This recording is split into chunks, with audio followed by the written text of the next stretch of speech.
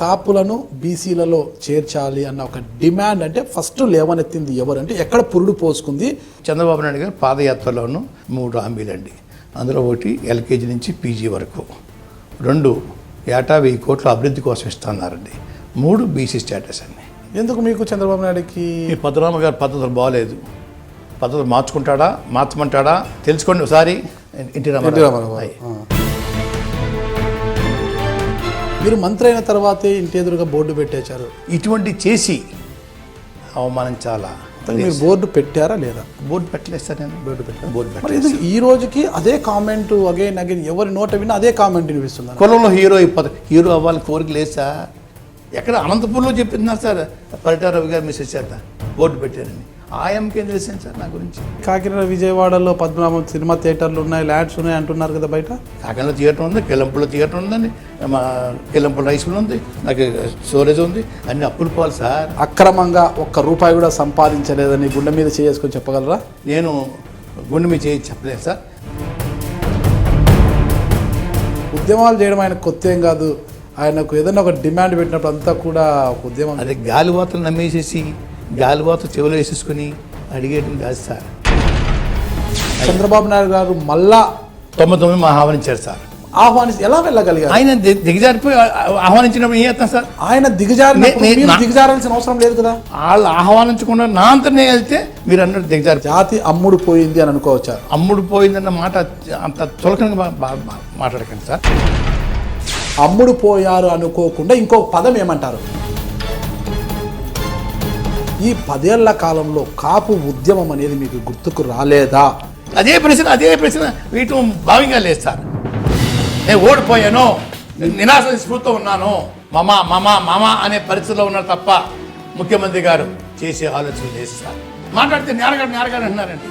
ఆయన నేర చరిత్ర, నా నేర చరిత్ర, ఆర్థిక నేరాలు నాయి ఆయన్ని ఒక సిబిఐకి రిఫర్ చెప్పండి, నేను నిలబడతా. నేను దారిని పోయే మాటలు మీరు ఈ విధంగా ప్రశ్నించడం భావ్యంగా లేస్తారు. ఉద్యమం అనేది రోజు జరిగితే ఆ సెగ రాష్ట్ర ప్రభుత్వం తగ్గుతుంది. ఆ సెగ కోసమే సార్ 2 వారాల కోసమే పెట్టామండి.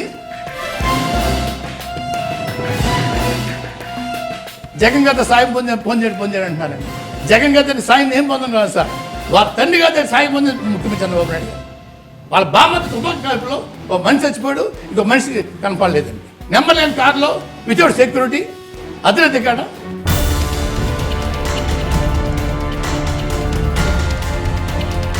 పాదయాత్రకి ఎలా పర్మిషన్ పెట్టారో ఆ నమూనా ఇప్పించండి అయ్యా. నేను వినయపూర్వకంగా అడుగుతున్నాను సార్, దానికి కామెంట్ చేస్తే ఎట్లా? ఆ రోజు ముఖ్యమంత్రిగా లేనప్పుడు చేసిన పాదయాత్ర వివరాలను మీకెందుకు ఇస్తారనుకుంటున్నారు? మేము ఎందుకు పెట్టాలి అప్లికేషన్? మీరు పోరాడేది వాళ్ళ మీద కదా. పాదయాత్ర దేనికోసం చేశాడు సార్? కాంగ్రెస్ పార్టీకి వ్యతిరేకం చేశాడు ఆయన.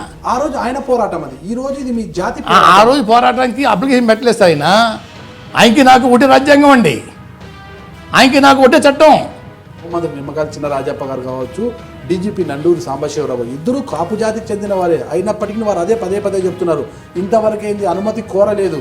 వారెందుకు కోరకూడదండి? ఆ రోజుని అంటే ఎంత కక్ష సాధింపు చర్యలు ప్రభుత్వం చేస్తోంది అని మీరు సంబోధించడానికైనా మీకు ఒక అస్త్రం ఉంటుంది. 3 గంటలు తన్నించారు, నా మెసేజ్ లంచగానే తిట్టించారండి. నా కొడుకు కొట్టుకుని తీసుకెళ్లారు, నా కోడలు లంచగానే కొడితే దిక్కెవరు అంటున్నారు. ఇంకేం చేస్తామండి? ఇంకేం అప్లికేషన్ పెడతామండి? ఇంత అవమానం చేసింది కదా, మళ్ళీ దరఖాస్తు పెట్టుకోవాలా? ఎందుకు పెట్టాలి సార్? సమాజంలో మాకు గౌరవం లేదా? మాకు ఎవరా హక్కులు? మాకు లేవా హక్కులు? వాళ్ళ బానిసలు మేము? అదే వాళ్ళ ఎస్టేట్లోకి ఏమన్నా, వాళ్ళ సొంత భూమిలోకి ఏమన్నా ఆక్రమించడానికి వస్తున్నాము మేము? అదే రేపు పొద్దున అన్నం కూడా తినొద్దంటారే, దానికి కూడా పర్మిషన్ పెట్టాలి మేమండి? రోడ్డు మీద రావాలంటే పర్మిషన్ పెట్టాలా? పాస్ పోసుకోవాలంటే పర్మిషన్ పెట్టాలా?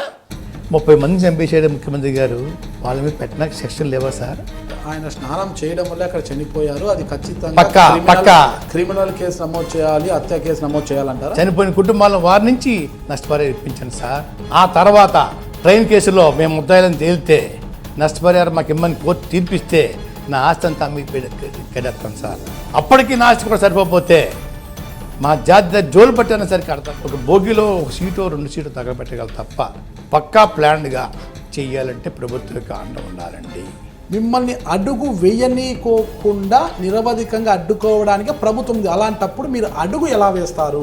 మమ్మల్ని హౌస్ అరెస్ట్ నుంచి కానివ్వండి, జైలు నుంచి వదిలినప్పుడు కానివ్వండి, మరుసటి రోజు స్టార్ట్ చేస్తాను సార్. లేదు మీకు నాకు ఛాలెంజ్, మీ ఇంట్లో నాకు చోటు ఇవ్వండి, మీరు నేను కూర్చుందాం జస్ట్లో, ఎవరు ఎన్ని రోజులు బతుకుతో చూసుకుందాం, మీతో మనతో పాటు మీ అబ్బాయి గారిని కూడా కూర్చోబెట్టండి, ఎవరు స్టామినా ఏంటో తేలిపోద్ది.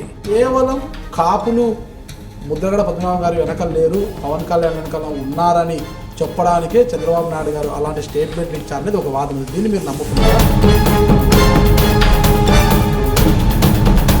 తుని మీటింగ్కి ముఖ్యమంత్రి కారణం, తుని మీటింగ్ పెట్టడానికి కారకులు ముఖ్యమంత్రి గారు. మీ సత్తా ఎలా చూపిస్తారు? ఇంకా ఎన్ని ఈరోజు చెప్తే కాదు సార్, చూపించిన తర్వాత మా సత్తా అప్పుడు మాట్లాడుకుందాం సార్. ఎలా చూపించాలో ఏంటో నేను చూపిస్తాను సార్, కనబడుతుంది.